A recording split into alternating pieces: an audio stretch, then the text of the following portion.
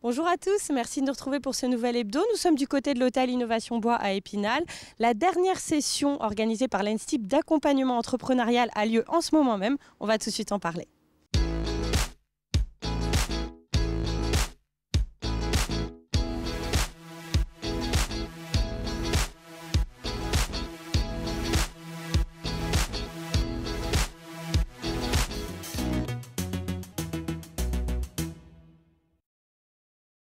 Nous sommes donc à l'hôtel Innovation Bois à Épinal. Je suis avec Gérard Xolin. Bonjour.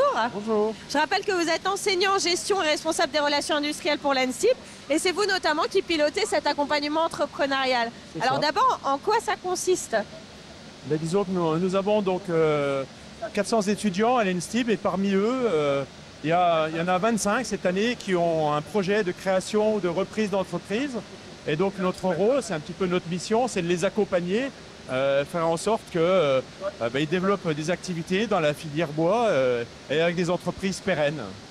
L'idée, c'est que vous faites appel à des professionnels, des experts qui les encadrent, c'est ça? Bon, effectivement, moi je suis enseignant, donc je n'ai pas forcément toutes les compétences et une grande expérience dans le domaine entrepreneurial. Donc on fait appel à des experts qui sont présents sur le territoire et qui accompagnent donc, nos étudiants. On qualifie ça de travail collaboratif, c'est ça? Tout le monde travaille ensemble? Ouais, donc l'idée c'est effectivement donc, déjà d'écouter les étudiants qui développent leur projet et de faire en sorte qu'ils travaillent en groupe pour effectivement échanger sur les projets et faire en sorte que ça avance, que les idées émergent, de structurer les propos et puis aussi de les mettre en réseau donc pour vraiment faire avancer les projets. Parce que pour être bien clair, c'est des étudiants qui ont une idée pour lancer une activité et qui se font accompagner pour concrétiser, quoi. C'est ça, hein? Souvent, les projets, ça part d'une observation qu'ils ont pu faire, d'un problème qu'ils ont identifié, et puis ils essayent dans le domaine entrepreneurial, c'est comme ça, d'apporter des solutions. Hein, et puis après, la question qui se pose, c'est est-ce que le modèle, il est viable? Donc on les fait réfléchir sur leur modèle économique. Alors posant des questions simples, hein, c'est finalement mon projet c'est quoi, à qui je vais le vendre et puis comment je vais faire pour le vendre. Et ça existe depuis combien de temps? Donc, alors? moi je m'occupe du dispositif depuis 2015, mais ça existait déjà depuis bien longtemps, hein, pratiquement depuis le début de l'école. Hein. Donc il y a finalement beaucoup d'élèves qui en ont bénéficié. Hein. Oui, cette année donc 25 étudiants, mais c'est en moyenne une vingtaine chaque année, quoi. Alors c'est quoi les profils? Alors on ne peut pas faire le tour des 25, mais globalement... Il y a tout. Il y a vraiment des gens qui partent d'une feuille blanche, d'un projet, mais on sent aussi émerger depuis quelques années des étudiants qui veulent reprendre l'entreprise de leurs parents. Donc la notion de reprise d'entreprise, on a mis l'accent là-dessus puisque ça commence vraiment à émerger. Et depuis toutes ces années, il y a évidemment des entreprises emblématiques qui ont bénéficié de cet accompagnement. Oui, bien sûr. Donc, on pense tout de suite à IMBO. Donc, les 5 étudiants ont bénéficié de l'accompagnement au départ, mais pas que. Il y en a, tous les ans, il y a 2 ou 3 étudiants, voire 4, qui franchissent le pas de la création, de la reprise d'entreprise en sortant de l'ENSTIB. Et donc là, si on est à l'hôtel Innovation Bois, c'est pas pour rien, c'est parce qu'ils jouent un rôle également, c'est qu'après, ils peuvent héberger dans la couveuse d'entreprise. Si vous voulez, nous, en fait, on dégrossit le travail, quoi. Hein, c'est un peu l'entonnoir, on part vraiment du début. Et puis après, au bout d'un moment, donc déjà, ils peuvent être accompagnés au sein de l'Université de Lorraine. Il y a le pôle entrepreneuriat des étudiants de Lorraine qui peut prendre le relais. Et puis ensuite, il y a le territoire. Le territoire donc, a créé cet outil, là, aujourd'hui. On a pu le visiter, donc pour montrer aux étudiants qu'après ils peuvent continuer à tester leurs produits, à se confronter au marché. Après ça leur permet de voir effectivement si leur projet il est viable. Très bien, beau programme en tout cas. Merci beaucoup Gérard d'avoir répondu à nos questions. On parlait d'INBO à l'instant, je vous propose de redécouvrir un reportage tiré de nos archives. On faisait un petit peu le point sur leur activité, c'était il y a 2 ans. On regarde et on se retrouve juste après.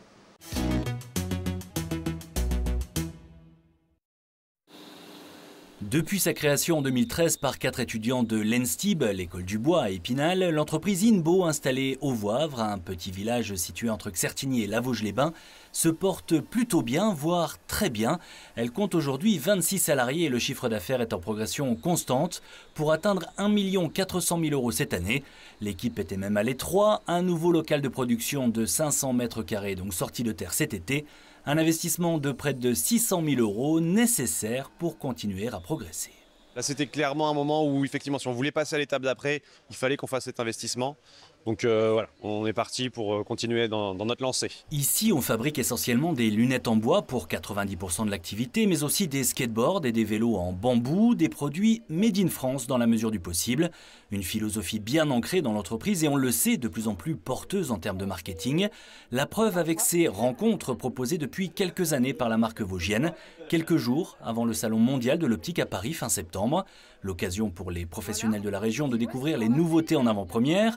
Et cette fois, INBO a même convié d'autres artisans lunetiers. Ils viennent de Nantes, de Lyon ou du Canet, travaillent différents matériaux, mais tentent eux aussi de favoriser au maximum le circuit court. On pourrait les voir comme des concurrents, ce sont finalement des partenaires. C'est des marques, on est un petit peu chacun dans nos coins et l'idée c'est de se mutualiser et de partager un petit peu notre réseau, montrer aux gens là un peu le savoir-faire français. La démarche est assez similaire en fait. On essaie un peu de remettre l'église au milieu du village et qu'il soit vosgien, qu'il soit basque, qu'il soit corse, qu'il soit lillois ou je ne sais quoi, les gens qui sont sur leur territoire et fiers de porter ces valeurs-là, on a tout intérêt à travailler ensemble. Travailler et surfer ensemble sur la grande vague du Made in France, pourquoi pas aussi s'échanger les bons plans pour l'approvisionnement en pleine période de pénurie mondiale de matières premières, même si de ce côté-là, l'entreprise vosgienne n'a a priori pas trop de soucis à se faire. Déjà on utilise des petits volumes de bois pour la lunette, c'est un tout petit produit, donc comparé à une maison, voilà, ça n'a pas du tout les mêmes volumes. Et on est très intégré, donc on fabrique vraiment la lunette de A à Z, donc on n'a pas de problème sur la chaîne de fabrication. Et le plaquage, qui est la matière première qu'on utilise, est vraiment un produit qui est hors marché par rapport à l'industrie de la construction. Donc voilà, nous on ne se sent pas trop impacté, maintenant on fait quand même attention, mais pour l'instant tout va bien. Tout va bien et comme toujours chez INBO, de nouveaux projets sont dans les cartons, mais à court terme, la priorité c'est bien de mettre la marque en avant au Salon mondial de l'optique du 24 au 27 septembre à Paris. Nous sommes de retour à l'hôtel Innovation Bois à Épinal. Je suis cette fois avec Diego Joyeuse. Bonjour. Bonjour. Alors vous êtes étudiant ingénieur en première année à l'ENSTIB. Oui, c'est ça, en première année à l'ENSTIB, voilà. En formation ingénieur. Ouais. D'accord. Et vous, si vous êtes là et que vous assistez à cet accompagnement, c'est parce que vous avez un projet, c'est de réaliser des guitares personnalisées. Expliquez-nous un peu. Exactement. Donc, je souhaite proposer aux clients la possibilité de concevoir leur instrument à partir de formes et de caractéristiques qu'on leur proposera. Donc, ils vont pouvoir, sur un site internet, assembler leur instrument de musique en choisissant certaines caractéristiques, les essences, les formes, etc. Et l'avantage, c'est que le client pourra concevoir son instrument et donc il aura un truc personnalisé donc, de l'instrument qu'il souhaite, exactement ce qu'il a imaginé, quoi. Alors, j'imagine que si vous proposez ça, c'est parce que vous-même, vous êtes un passionné de musique. Je joue de la guitare électrique depuis un petit moment maintenant et ça me plaît. J'ai déjà fabriqué une guitare électrique. Je suis en train d'en fabriquer une deuxième. Et c'est vrai que ça me paraissait logique, en étant à l'ENSTIB, l'école qui nous apprend à travailler le bois, de me lancer dans ce genre de projet. Donc l'idée, c'est pas de marcher sur les plates-bandes des luthiers parce que ce sera pas de l'artisanat. Expliquez-nous un petit peu la différence. Il y a une différence entre la lutherie artisanale où on fabrique un instrument de A à Z en travaillant le bois à la main. Donc il y a bien sûr des aides électriques, tout ça, mais donc c'est un artisanat. Il y a aussi les grosses entreprises qui fabriquent des guitares iconiques, qui fabriquent donc avec un processus industriel. Donc là, l'idée, c'est d'avoir un processus industriel, mais tout en gardant la personnalisation que la lutherie artisanale peut avoir en proposant aux clients donc, des formes et des caractéristiques définies. Donc là, aujourd'hui, c'est la session de clôture de cet accompagnement. Ça a duré 7-8 séances, c'est ça? Ouais, c'est ça, 5 ou 6 Alors là, aujourd'hui, quel bilan? Est-ce que vraiment ça vous a aidé à vous lancer? Alors oui, puisque ce genre de projet, il faut y réfléchir un moment avant. Avant de se lancer, il faut réfléchir à pas mal de choses. Et ils nous ont permis de nous guider. Ils nous ont fait nous poser les bonnes questions sur nos projets. Et l'avantage, c'est qu'il était vraiment personnalisé. On n'a pas tous les mêmes projets, mais Pour autant, ils nous écoutaient tous, ils nous donnaient tous des conseils, de bons conseils, ils étaient tous là pour nous. Et c'est vrai que ça nous permet d'avancer, de nous poser les bonnes questions et finalement de pouvoir peut-être nous lancer quand on sera prêt. Et l'idée pour vous, c'est de vous lancer quand vous aurez terminé vos études ou même avant? Alors, si je suis prêt, oui. Sinon, travailler dans une entreprise de la filière bois pour peut-être apprendre le fonctionnement d'une entreprise, parce que c'est quelque chose qui est quand même important avant de... Faire ses armes en quelque sorte. Ça. Et se lancer après, si je me sens prêt. On vous souhaite bon courage pour tout ça. Merci beaucoup. Merci. On regarde tout de suite un deuxième reportage tiré de nos archives. Une autre entreprise qui est passée par ce dispositif qui est bien connu dans les Vosges, c'est Il était un arbre. On les avait rencontrés il y a quelques années. On regarde ça tout de suite. Elle pousse dans le village de Sainte-Barbe, près de Rambervillers. Les propriétaires rêvaient d'une maison originale, ronde, style yourte. Un rêve qu'ils ont confié à une jeune entreprise d'Épinal, Il était un arbre. Société bien nommée, car finalement, l'habitation sert d'écrin à un chêne qui trône au cœur du logis. Il appartient au départ à mon papa, qui avait de famille quelques terrains un peu oubliés. Et donc, nous sommes allés en comité le choisir. Et puis, comme il a obtenu son sésame, nous l'avons abattu, laissé sécher pendant 1 an. Et il vient d'intégrer en décembre entre les murs, en fait. Le chêne, c'est la clé de voûte insérée dans cette maison de 150 mètres carrés, hexadécagonale. Comprenez avec 16 côtés et 16 pans. Sa construction, c'est aussi un challenge technique conçu en bureau d'études. Vu que c'est une toiture ronde, autoportée, on a énormément de poussées et de forces qui vont sur les murs en périphérie. Donc voilà, il y a eu pas mal de calculs de mise en place. L'arbre a un rôle important dedans puisqu'il est support de notre solivage intermédiaire, donc le plancher intermédiaire. Et voilà, vu que c'est un plancher rayonnant, comme vous avez pu le voir, en fait, il faut un point central sur lequel le plancher repose, et puis c'est l'arbre. Des matériaux biosourcés sont utilisés, de la laine de bois notamment pour l'isolation, avec une priorité, éviter l'humidité. En fait, il va vieillir comme une poutre naturelle. L'écorce va peut-être tomber dans un premier temps, mais après on est comme une poutre traditionnelle. Les propriétaires espèrent emménager pour le printemps. Il leur en aura coûté 20% de plus qu'une maison classique. Mais cet arbre a un charme unique, un arbre à palabres, qui sait. On est entre le séjour et le salon et la cuisine, donc il se peut qu'il entende effectivement pas mal de choses. La société Il était un arbre, créée par 2 anciens élèves ingénieurs de l'ENSTIP d'Épinal, au départ s'était orientée vers la construction de cabanes dans les arbres et sur pilotis. Mais la petite entreprise s'ouvre de plus en plus sur la maison d'habitation et cette création en est un bel exemple. Nous sommes de retour à l'hôtel Innovation Bois à Épinal. Je suis cette fois avec Benoît de Combray. Bonjour. Bonjour. Alors vous avez justement bénéficié de cet accompagnement entrepreneurial il y a quelques années, c'est ça? Oui, alors j'ai bénéficié de cet accompagnement entrepreneurial. Ça m'a permis de mettre mon idée en avant devant un public de personnes qui étaient expertes, qui avaient déjà une expérience entrepreneuriale, et de pouvoir confronter cette idée tout simplement. Donc voir si c'était viable, ce qu'il fallait changer, etc. Exactement. Je me rappelle qu'au début, j'étais parti sur une idée qui était très ingénieure, très technique, et sans avoir réellement pensé au marché. Oui, alors que ça fait partie intégrante finalement de la mise sur le marché d'un produit. Exactement. Exactement. La création d'une entreprise, c'est avant tout une aventure de mise sur le marché vers un client. Il faut satisfaire un client.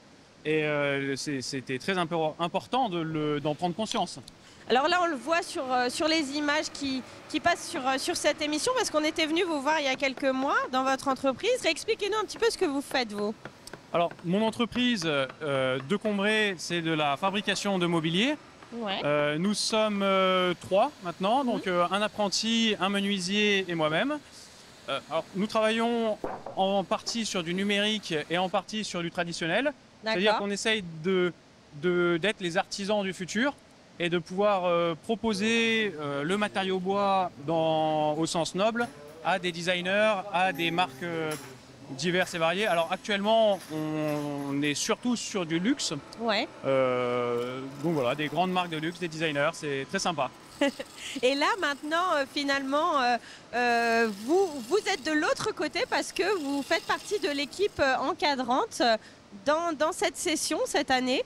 C'est-à-dire que vous donnez un petit peu votre regard aux élèves qui étaient à votre place il y a quelques années, quoi. Exactement.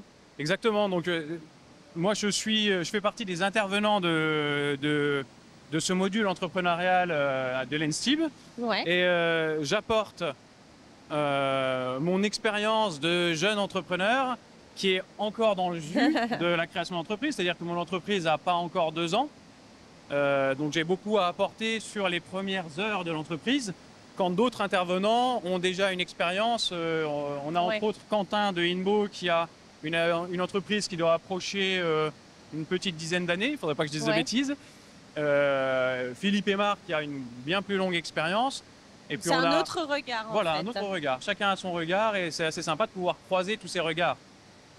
Très bien, merci beaucoup Benoît d'avoir répondu à nos questions. On regarde les infos de la semaine.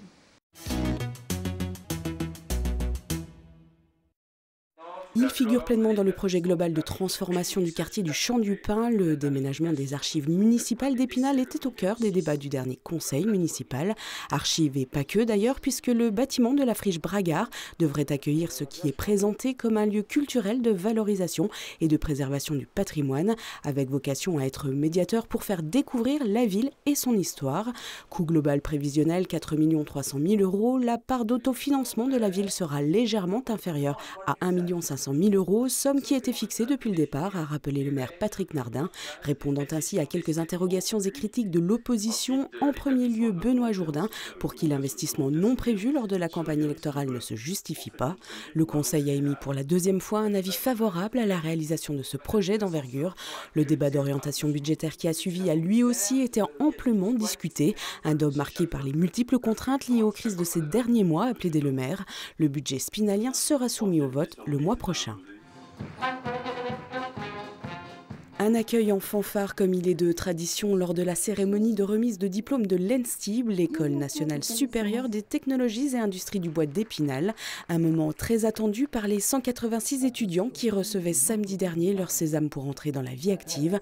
Une insertion dans la vie professionnelle très rapide, rappelons-le, pour ces ingénieurs qui en moyenne se situent autour de 9 jours seulement. Merci.